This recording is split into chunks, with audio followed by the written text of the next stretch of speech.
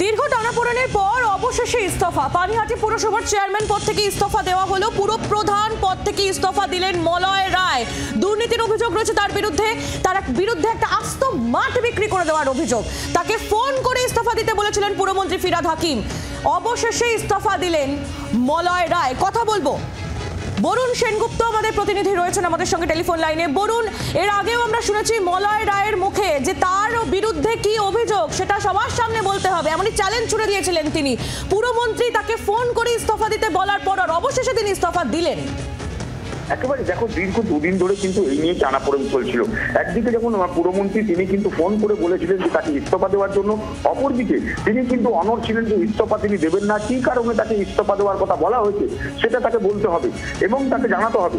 এই বিষয় নিয়ে তিনি পুরমন্ত্রীর সঙ্গে দেখাও করেন, তিনি চিঠি দিয়ে আসেন তার কাছে এবং সেখানেও তিনি উল্লেখ করেন যে তাকে যে চিঠি দেওয়া হয়েছে সেই চিঠির শাস্তি তাকে স্বীকার করতে হবে, তারপরেই কিন্তু তিনি ইস্তফা দেবেন।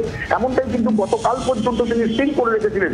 গতকাল সন্ধ্যের পরে তিনি কিন্তু দুই প্রতিনিধি দল ব্যারাকপুর মহকুমা শাসকের দপ্তরে পাঠান এবং তাদের হাত থেকেই তিনি কিন্তু একটি পদত্যাগপত্র মহকুমা শাসকের দপ্তরে পাঠিয়েছেন এবং মহকুমা শাসক সেটি গ্রহণও করেছেন। কিন্তু সেই পদত্যাগপত্র কিন্তু লেখা আছে, যেটুকু এখনো পর্যন্ত সূত্রের খবর পাওয়া যাচ্ছে, সেই পদত্যাগপত্রে লেখা আছে যে আমি মুখ্যমন্ত্রীর নির্দেশে, মুখ্যমন্ত্রী মমতা বন্দ্যোপাধ্যায়ের নির্দেশে আমি পদত্যাগ করছি পানিহাটি পৌরসভা থেকে। এই মুখ্যমন্ত্রীর নামটা কেন তিনি দিচ্ছেন এটা নিয়েও কিন্তু প্রশ্ন উঠতে শুরু করে দিয়েছে ইতিমধ্যেই।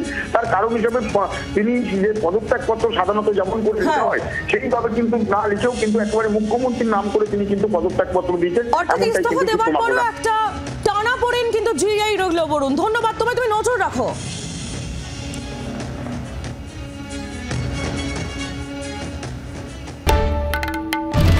বাংলার আওয়াজ, বাঙালির আবেগ, জি 24 ঘন্টা।